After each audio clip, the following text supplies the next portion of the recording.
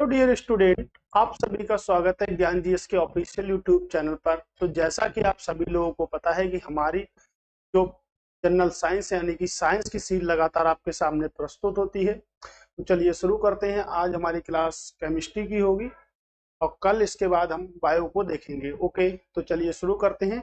इससे पहले 2 क्लासें हमारी केमिस्ट्री की हो चुकी हैं। अगर आपने वो क्लासें नहीं देखी हैं तो कृपया करके आप उन क्लासों को देख लें।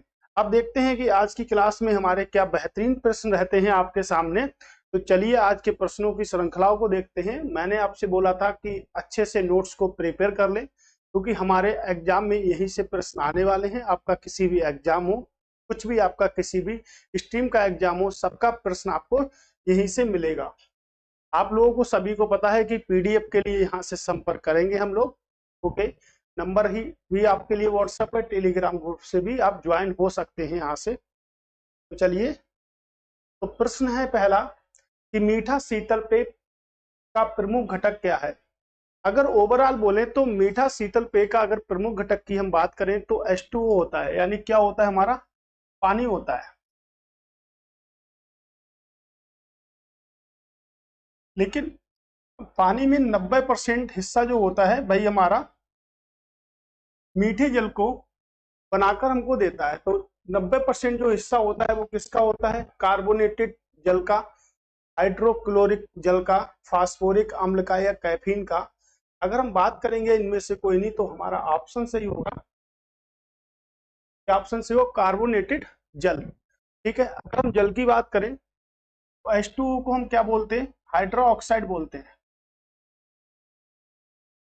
और इसी प्रकार एक जल और होता है जिसे हम बोलते हैं हाइड्रो ऑक्साइड, और इसी प्रकार एक जल होता है जिसे हम बोलते हैं भारी जल।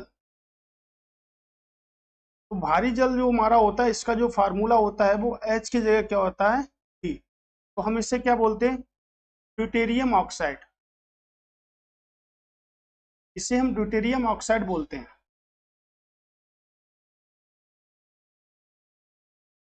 है ना। तो यहाँ से हम इसको क्या बोलते हैं? ड्यूटेरियम ऑक्साइड बोलते हैं। और जो H2O होता है उसको हम हाइड्रो ऑक्साइड बोलते हैं।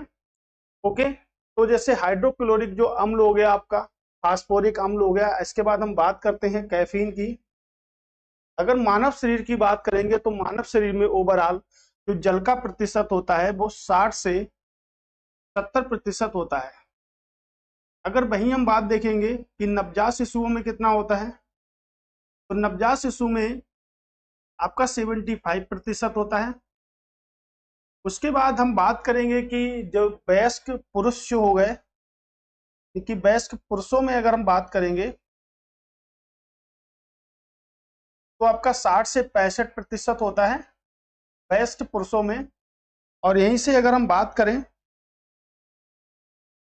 कि जो वयस्क पुरुषों के बाद में जो हमारे पॉइंट में वयस्क स्त्रियों की अगर हम बात करें, तो जो स्त्री होती हैं उनमें जो जल की मात्रा होती है वो 55 से 60% होती है।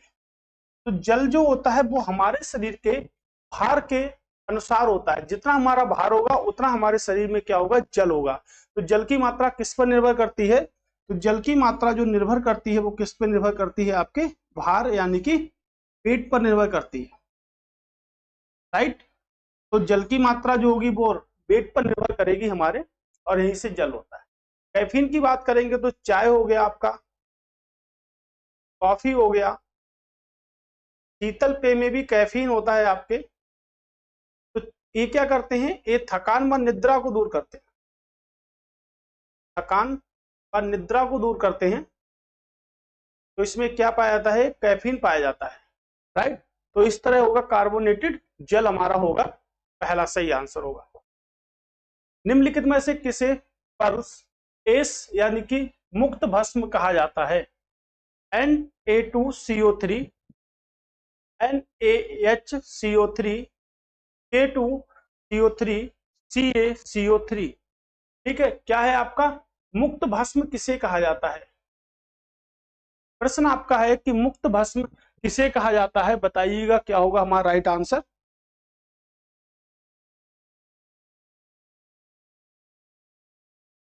अगर हम बात करें कि मुक्त भस्म किसे कहा जाता है, तो देखिएगा K2CO3 को कहा जाता है, क्या कहेंगे हम इसे, पोटेशियम कार्बोनेट। क्या कहते हैं हम इसे, पोटेशियम कार्बोनेट के नाम से जानते हैं इसे हम, पोटेशियम कार्बोनेट के नाम से इसको हम जानते हैं। और इसका जो उपयोग है वो कहाँ किया जाता है, कांच उद्योग में या साबुन उद्योग में इसका उपयोग किया जाता है। तो कांच बनाने या साबुन बनाने में इसका उपयोग किया जाता है। कांच कई प्रकार का होता है, फ्लिंट कांच हो गया, पायरेक्स कांच हो गया, ऐसे कई सारे प्रकार होते हैं आपके कांचों के। अगर हम बात करें Na2CO3 क्या है, तो Na2CO3 आखिर क्या है, अगर हम इसकी बात करें तो इसको हम बोलते हैं सोडियम कार्बोनेट, सोडियम कार्बोनेट के नाम से इसको हम जानते हैं। और इसे हम क्या कहते हैं, तो इसे अगर बात करें तो इसे हम धावन सोडा के नाम से भी जानते हैं। तो कई बार रसायन विज्ञान में प्रश्न पूछे जाते हैं कि धावन सोडा का केमिकल नेम क्या है, ओके, कि धावन सोडा का केमिकल नेम क्या है, ये धावन सोडा का फार्मूला क्या है, तो Na2CO3। अगर हम बात करेंगे NaOH को क्या कहते हैं, तो इसे कहते हैं सोडियम बाइकार्बोनेट या सोडियम हाइड्रोकार्बोनेट के नाम से जानते हैं। और इसको हम कहते हैं बेकिंग सोडा। क्या कहते हैं इसको हम, तो इसको हम बेकिंग सोडा के नाम से जानते हैं, राइट। तो इसको हम बेकिंग सोडा के नाम से जानते हैं, ये आप सभी लोगों को शायद पता होगा और ये मोस्ट इंपोर्टेंट प्रश्नों के अंतर्गत ही आता है। अगर हम बात करें कि CaCO3 क्या है, तो इसे हम कैल्शियम कार्बोनेट कहते हैं। क्या बोलते हैं इसे हम, कैल्शियम कार्बोनेट कहते हैं। और ये क्या होता है, हमारा चूना पत्थर होता है, कैल्शियम कार्बोनेट कहते हैं। और इसको हम क्या कहते हैं, तो इसको हम कहते हैं चूना पत्थर। क्या कहते हैं इसको हम, तो इसको हम चूना पत्थर कहते हैं। तो ठीक है, तो देखिएगा धावन सोडा हो गया, बेकिंग सोडा हो गया, इसे हम खाने का सोडा कहते हैं। क्या कहते हैं इसे हम, खाने का सोडा भी कहते हैं। और धावन सोडे को क्या कहते हैं, कपड़े धुलने का सोडा कहते हैं, कपड़े धोने का सोडा कहते हैं, राइट। तो इस प्रकार हमारा जो आंसर होगा वो क्या होगा, K2CO3, जिससे हम कहते हैं पोटेशियम कार्बोनेट। क्या कहते हैं हम इसको, इसको हम जानते हैं पोटेशियम कार्बोनेट के नाम से, ओके। अगला क्वेश्चन इसी प्रकार का है कि धावन सोडे को हम क्या कहते हैं। अभी हमने धावन सोडे को देखा, यहाँ पे धावन सोडा हम किसे कहते हैं, Na2CO3 को। तो क्या है हमारा Na2, यानी कि सोडियम कार्बोनेट को कहते हैं धावन सोडा। इसको सोडियम हाइड्रोजन कार्बोनेट को का फार्मूला क्या होता है, NaSCO3। इसका फार्मूला होता है Na2CO3। सोडियम हाइड्रोक्साइड का जो फार्मूला होता है वो आपका NaOH होता है। सोडियम क्लोराइड, जिसे हम साधारण नमक के नाम से जानते हैं, NaCl होता है। क्या होता है, NaCl होता है हमारा साधारण नमक का फार्मूला। सोडियम हाइड्रोक्साइड होता है NaOH होता है। सोडियम कार्बोनेट Na2CO3 होता है। सोडियम हाइड्रोजन कार्बोनेट NaHCO3 होता है, राइट। तो यहां से हमने देखा, अगर धावन सोडा की बात करेंगे, ठीक है, अगर हम धावन सोडा की बात करेंगे तो धावन सोडा जल की कठोरता को दूर करने में प्रयोग किया जाता है। तो इसको हम क्या कहते हैं, तो इसको हम कहते हैं धावन सोडा। तो इसका उपयोग अगर हम बात करें तो इसका उपयोग कांच के निर्माण में, साबुन के निर्माण में, जल की कठोरता को दूर करने में प्रयोग किया जाता है। तो जल की कठोरता को दूर करने में प्रयोग किया जाता है धावन सोडे को कांच के निर्माण में, या साबुन यानी कि जो हमारा कपड़े साफ करते हैं तो कह सकते हैं कपड़े धोने में किस सोडा का प्रयोग किया जाता है, धावन सोडा का प्रयोग किया जाता है, जिसका केमिकल नेम जो होता है वो सोडियम कार्बोनेट होता है। सोडियम बाइकार्बोनेट या सोडियम हाइड्रोजन कार्बोनेट की बात करेंगे तो किसको कहते हैं हम, तो कहते हैं NaH, ये फार्मूला आपका लिखा हुआ है।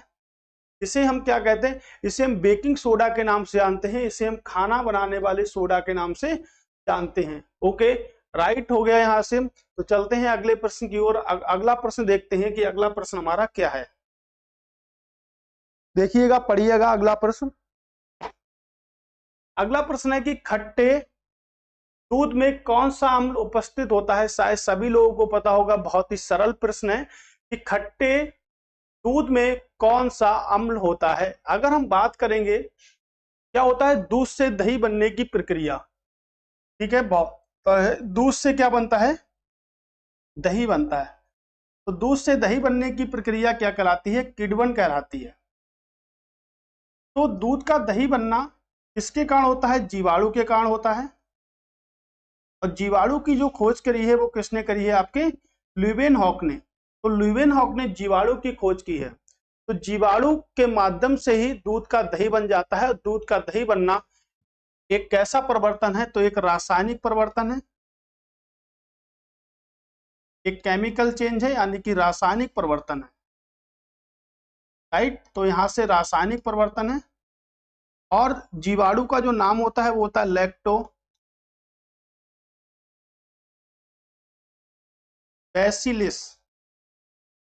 लैक्टोबैसिलिस ये जीवाणु होता है जिसके कारण दूध से दही का निर्माण होता है। दूध से दही बनने की प्रक्रिया क्या कहलाती है, किण्वन कहलाती है। और यही एक प्रकार का रासायनिक यानी कि केमिकल चेंज है। ओके, तो यहां से देखा हमने कि खट्टे दूध में कौन सा होगा, तो लैक्टिक एसिड होगा आपके, ठीक है। सिट्रिक एसिड या साइट्रिक एसिड किस में होता है, आपके नींबू में होता है। एसिटिक एसिड की बात करेंगे तो आपका सिरका में होता है।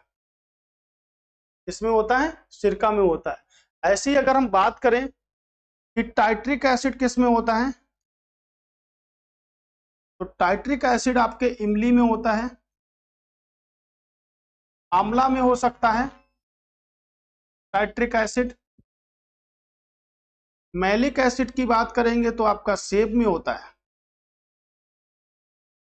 मैलिक एसिड की बात करेंगे तो किस में होता है, आपका सेब में होता है। तो इस प्रकार कई सारे हमारे एसिड होते हैं जो आपके पेपर में आते हैं। अगर मधुमक्खी के डंक में पूछे कि मधुमक्खी या चींटी के डंक में पूछता है तो कौन सा एसिड होता है, आपका फार्मिक एसिड होता है, ठीक है। अगर हमारे पेट में पूछे तो कौन सा अम्ल होता है, तो हाइड्रोक्लोरिक अम्ल होता है, जिसे हम बोलते हैं HCl। क्या बोलते हैं, HCl बोलते हैं, जो हमारे मानव शरीर के पेट में जो उत्पन्न होता है। तो इस प्रकार आप देखिएगा कौन सा एसिड होगा, तो आपका, ठीक है, लैक्टिक एसिड होगा। दूध का रंग हल्का सा पीला होता है, किसके कारण होता है, तो कैसीन के कारण हल्का सा पीला होता है। और कैसीन क्या है, तो कैसीन एक प्रोटीन है। कैसीन क्या है, तो एक प्रोटीन है, ठीक है। सबसे पहले प्रोटीन की अगर बात करेंगे, प्रोटीन का नामकरण किसने किया, तो बर्जीलियस ने प्रोटीन का नामकरण किया था, ठीक है। तो सबसे ज्यादा प्रोटीन किससे मिलेगी हमें, तो सबसे ज्यादा प्रोटीन हमको ग्राउंडनट यानी कि मूंगफली से मिलेगी। मूंगफली के बाद बात करेंगे तो सोयाबीन से मिलेगी। उसके बाद सबसे ज्यादा प्रोटीन आपको दालों से मिलेगी।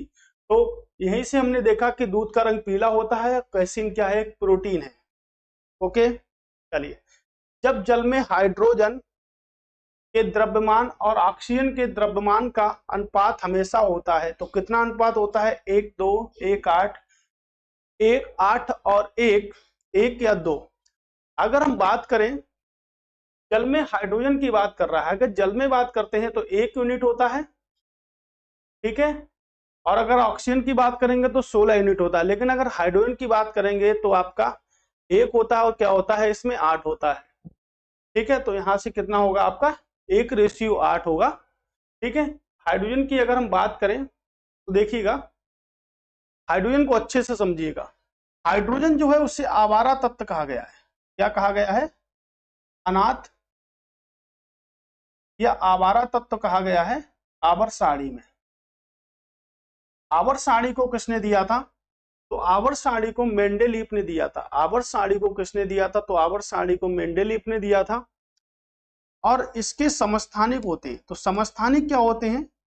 इनके परमाणु क्रमांक समान हो और परमाणु भार क्या हो? भिन्न भिन्न हो। जिनके परमाणु क्रमांक समान हो परंतु परमाणु भार भिन्न भिन्न हो, उन्हें हम क्या कहते हैं? तो उन्हें हम समस्थानिक कहते हैं, उन्हें हम आइसोटोप्स कहते हैं। यानी कि परमाणु क्रमांक क्या होना चाहिए? समान होना चाहिए, राइट। यानी कि एकदम समान होना चाहिए, लेकिन परमाणु भार क्या होना चाहिए? भिन्न भिन्न होना चाहिए। उसे हम क्या कहते हैं? ये अलग अलग यानी कि भिन्न होना चाहिए। तो उसे हम क्या कहते हैं? तो उसे हम समस्थानिक के नाम से जानते हैं। तो हाइड्रोजन के कितने समस्थानिक हैं? देखिएगा, हाइड्रोजन के कुल मिला के 3 समस्थानिक हैं, जिसे हम 1s1 कहते हैं, इसे हम 1s2 कहते हैं, और उसके बाद बात करेंगे तो 1s3 के नाम से इसको हम जानते हैं। तो 3 समस्थानिक होते हैं हाइड्रोजन के। ओके, उसके बाद अगर पहले 1s1 की बात करेंगे तो इसे हम कहते हैं प्रोटियम। अगर हम 1s2 की बात करेंगे तो इसे हम क्या कहते हैं? ठीक है, ड्यूटेरियम कहते हैं।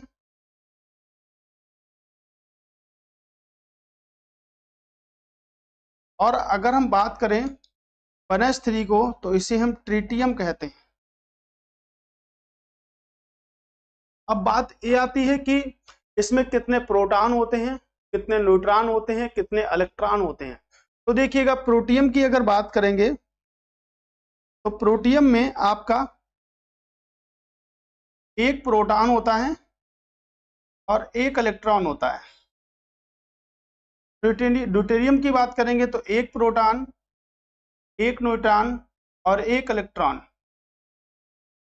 एक प्रोटॉन, दो न्यूट्रॉन और आपका एक इलेक्ट्रॉन। ठीक है, तो ये प्रश्न पेपर में बहुत ज्यादा आपके आते हैं कि ट्राइटियम में कितने न्यूट्रॉन होते हैं। तो 2 न्यूट्रॉन होते हैं, बाकी सब एक एक होता है। प्रोटॉन, प्रोटॉन की बात करेंगे तो प्रोटॉन की जो खोज की है, देखिएगा, प्रोटॉन का नामकरण रदरफोर्ड ने किया था, लेकिन प्रोटॉन की जो खोज की है वो आपके गोल्डस्टीन ने की है। किसने की है? गोल्डस्टीन ने, राइट, गोल्डस्टीन ने। तो कभी भी प्रश्न अगर पेपर में बनता है कि प्रोटॉन की खोज किसने करी, तो प्रोटॉन की खोज आपके गोल्डस्टीन के द्वारा की गई थी। अगर बात करेंगे न्यूट्रॉन की, तो सभी को पता है न्यूट्रॉन की खोज किसने करी? चैडविक ने की। इलेक्ट्रॉन की बात करेंगे तो इलेक्ट्रॉन की जो खोज की है वो किसने करी? जे थॉम्सन ने की, या इनको हम थॉम्सन भी बोल सकते हैं। तो देखिएगा, कभी पूछा जाए प्रोटॉन की खोज किसने करी, अगर ऑप्शन में आपके गोल्डस्टीन का नाम आता है तो गोल्डस्टीन, लेकिन गोल्डस्टीन का नाम नहीं आता तो रदरफोर्ड, क्योंकि प्रोटॉन की खोज आपके गोल्डस्टीन ने की थी और उसका जो नामकरण था वो किसने किया था? तो नामकरण जो था वो रदरफोर्ड ने किया था। इसीलिए नाभिकीय भौतिकी का जनक किसे कहते हैं? तो नाभिकीय भौतिकी का जनक हम किसको कहते हैं? रदरफोर्ड को नाभिकीय भौतिकी का जनक भी कहते हैं। सॉरी, ठीक है, तो नाभिकीय भौतिकी का जनक भी कहते हैं। धावन सोडा के एक अणु में जल के कितने अणु मौजूद होते हैं? आज क्वेश्चन को धावन सोडा से ज्यादा ही लग रहे हैं। तो धावन सोडा को अभी हमने पढ़ा, तो फार्मूला से ही निकलेगा Na2CO3 इंटू 10H2O। तो H2O क्या है? जल। तो जल में क्या है? एक तो हाइड्रोजन है और दूसरा क्या है? ऑक्सीजन है। हाइड्रोजन के 2 अणु हैं, ऑक्सीजन का 1 अणु है, लेकिन ओवरऑल जल के कितने अणु हैं? तो H2O के कितने अणु हैं? 10 अणु हैं। तो राइट आंसर क्या होगा? 10 हमारा क्या होगा यहाँ से? राइट आंसर होगा, राइट। हाइड्रोजन की अभी हमने बात की थी, लेकिन हाइड्रोजन आपके सूर्य के प्रकाश में भी होता है। तो सूर्य में अगर बात करेंगे तो सूर्य में 2 गैसें होती है, एक तो हाइड्रोजन, दूसरी हीलियम। हाइड्रोजन होता है आपके 75%, हीलियम होता है 24.9% होता है। इसमें अन्य और भी गैसें आपकी होती हैं, राइट। ओके, तो जल के अणु ध्यान रखिएगा। चलिए अगले प्रश्न की बात करते हैं। कि CO2 जब अधिक मात्रा में प्रवाहित होती है, CO2 को हम कहते हैं कार्बन डाइऑक्साइड, और कार्बन डाइऑक्साइड को हम कहते हैं शुष्क बर्फ। तो शुष्क बर्फ के भी नाम से हम कार्बन डाइऑक्साइड को जानते हैं। और वायुमंडल में कार्बन डाइऑक्साइड का जो प्रतिशत है वो आपका कितना है, 0.003%। तो वायुमंडल में सबसे ज्यादा कौन सी गैस पाई जाएगी, वायुमंडल में सबसे ज्यादा आपके नाइट्रोजन गैस पाई जाएगी जिसका प्रतिशत 78% है। दूसरे नंबर पे आपके ऑक्सीजन पाई जाती है जो 21% है। तीसरे नंबर पे आर्गन पाई जाती है जो 0.93% है। और चौथे नंबर पे कार्बन डाइऑक्साइड है जिसका प्रतिशत जो है 0.003% है। CO2 जब अधिक मात्रा में प्रवाहित होती है तो चूने का पानी फिर से रंगहीन हो जाता है। इसका कारण क्या है, तो कारण पूछा है, क्या कारण है, कैल्शियम कार्बोनेट है, कैल्शियम बाइकार्बोनेट है, कैल्शियम क्लोराइड है, या अगर बात करेंगे कॉपर कार्बोनेट है, तो क्या है आपके कैल्शियम कार्बोनेट। अभी हमने पढ़ा क्या होता फार्मूला होता है CaCO3। क्या होता है आपका CaCO3। तो रंग जो होगा वो कैसा हो जाएगा, वो रंग आपका भूरा हो जाएगा। कैसा हो जाएगा रंग, तो रंग यहां से आपका हो जाएगा भूरा। ओके ठीक है, तो यहां से रंग आपका जो होगा वो क्या हो जाएगा, भूरा हो जाएगा। एक सेकेंड, ठीक है, तो इसका जो आंसर होगा वो ये नहीं होगा, ठीक है। बाकी फार्मूला तो ठीक है आपका, आंसर जो होगा वो क्या होगा आपका सोडियम बाइकार्बोनेट। क्या होगा फार्मूला, CaCO3 का होल ट्राइज, ठीक है।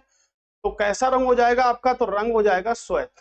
कैसा हो जाएगा, सफेद रंग हो जाएगा। ओके, तो कैसा हो जाएगा रंग हो जाएगा आपका सफेद। ओके, अगले चलते हैं, अगले प्रश्न की बात करते हैं कि नींबू के रस का पीएच वैल्यू कितना होता है। तो नींबू के रस का पीएच वैल्यू कितना होता है, पीएच वैल्यू पे हम एक कॉन्सेप्ट पढ़ेंगे क्लियर तरीके से चैप्टर वाइज में। अब तक हम देख लेते हैं कि पीएच वैल्यू होता क्या है। अगर पीएच वैल्यू की बात करेंगे होता है पावर ऑफ हाइड्रोजन। क्या होती full form, power of hydrogen. और इसको हम कुछ इस प्रकार से लिखते हैं, इस प्रकार से लिखते हैं, H+ के प्रकार से हम इसको लिखते हैं, राइट। इसकी जो खोज करी है पीएच वैल्यू की वो किसने करी है, सोरेनसन ने की है। और एक पैमाना होता है, तो ये 3 प्रकार से होता है। अगर पीएच की बात करेंगे वो 3 प्रकार से होगा। एक तो होगा 7 से कम, एक होता है 7, और एक होता है 7 से अधिक। तो जो जो 7 से अधिक होती हैं उन्हें हम कहते हैं क्षारीय, और जो 7 से कम होते हैं उन्हें हम कहते हैं अम्लीय। क्या कहते हैं उनको हम, तो उनको हम कहते हैं अम्लीय। तो यहाँ पर हमसे पूछा है कि पीएच वैल्यू जो होगा वो कितना होगा नींबू के रस का। तो नींबू के रस का पीएच वैल्यू 2 से 3 होता है। तो देख लीजिएगा 2 से 3 क्या होगा, तो 2 से 3 आपका यही होगा। जैसे अगर हम बात करें आंसू का पीएच वैल्यू कितना होता है, तो आंसू का जो पीएच वैल्यू होगा अगर 2 से 3 होगा नींबू का तो क्या होगा, अम्लीय होगा। आंसू का पीएच वैल्यू जो होता है वो 7.4 होता है।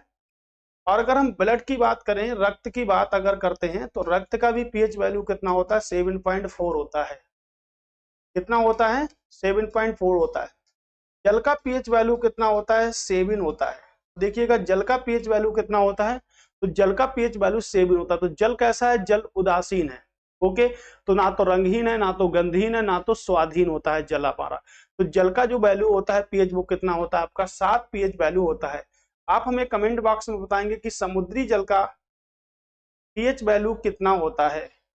अगर जल का पीएच वैल्यू 7 होता है तो आपके समुद्री जल का पीएच वैल्यू कितना होता है। ओके, चलिए हम विस्तृत चर्चा भी करेंगे पीएच वैल्यू पर, एक छोटा सा वीडियो भी देखेंगे हम पीएच वैल्यू पर, ठीक है। केमिस्ट्री में छोटे छोटे वीडियो भी देखेंगे जिससे डायरेक्टली प्रश्न पेपर में आपके बनते हैं।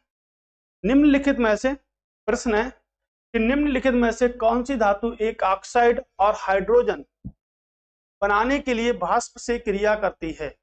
तो कौन सी धातु करती है, प्रश्न है आपका। एक धातु ऑक्साइड और हाइड्रोजन बनाने के लिए वाष्प से अभिक्रिया करती है, तांबा, चांदी, लीड या एल्यूमिनियम। अगर बात करेंगे तो तांबे का परमाणु क्रमांक कितना है, Cu बोलते हैं कॉपर, 29 परमाणु क्रमांक है। चांदी की बात करेंगे तो चांदी को Ag बोलते हैं और परमाणु क्रमांक कितना है, 47 है। मैंने आपको बताया था, ठीक है, एल्यूमिनियम बोलते हैं Al और परमाणु क्रमांक कितना है आपका, 13 है। मैंने आपको एक बात बताई थी कि आवर्त सारणी ले लीजिएगा और आवर्त सारणी में कुल मिला के हमारे 118 एलिमेंट्स हैं। उन सभी एलिमेंट्स का आप लोगों को क्या करना है, तो उन सभी एलिमेंट्स का आप लोगों को रिवीजन करना है, यानी कि उनका परमाणु क्रमांक याद करना है। पेपर में हमेशा परमाणु क्रमांक पूछा जाएगा, परमाणु भार कभी भी नहीं पूछा जाएगा पेपर में। ओके, तो आप बने रहिएगा और देखिएगा कि इसका जो प्रमुख अयस्क है वो क्या है आपका, तो इसका जो प्रमुख अयस्क है वो है आपका, ठीक है, बॉक्साइट। क्या होता है इसका प्रमुख अयस्क, बॉक्साइट। ठीक है, तो प्रश्न हमारा क्या कहता है, तो प्रश्न हमसे ये कहता है कि धातु ऑक्साइड और हाइड्रोजन बनाने के लिए वाष्प के साथ अपक्रिया कौन करता है, तो कौन करता है आपका, एल्यूमिनियम करता है। कई बार एग्जाम में पूछा गया प्रश्न है, तो कौन करता है आपका, एल्यूमिनियम करता है। ओके, चलिए, तो आज की श्रृंखला यहीं पर समाप्त होती है। आपको अच्छी तरह से पता है कि हम मंडे को देखते हैं फिजिक्स को, राइट, हम वेडनेसडे को देखते हैं केमिस्ट्री को, और हम फ्राइडे को देखेंगे, ठीक है, फ्राइडे को यहां से देखेंगे बायो को, और नेक्स्ट जो हमारा संडे आ रहा है उस पे हम स्टैटिक में देखेंगे नोबेल प्राइज को। तो आपको बता दें कि स्टैटिक में आपके अंतरराष्ट्रीय संगठन और विश्व विरासत सूची 2 चैप्टरों को हमने देखा है। अब हम देखेंगे आपके नोबेल पुरस्कार से, तो नोबेल पुरस्कार को देखना बिल्कुल भी ना भूलें, और मिलते हैं इस संडे को नोबेल पुरस्कार के साथ में। ठीक है, तो ये हमारा टाइम टेबल आपकी केमिस्ट्री, बायो और फिजिक्स की लगातार सीरीज आपके सामने प्रस्तुत की जाती है। Thanks for watching. दोबारा फिर से मिलते हैं दोस्तों, जय हिंद।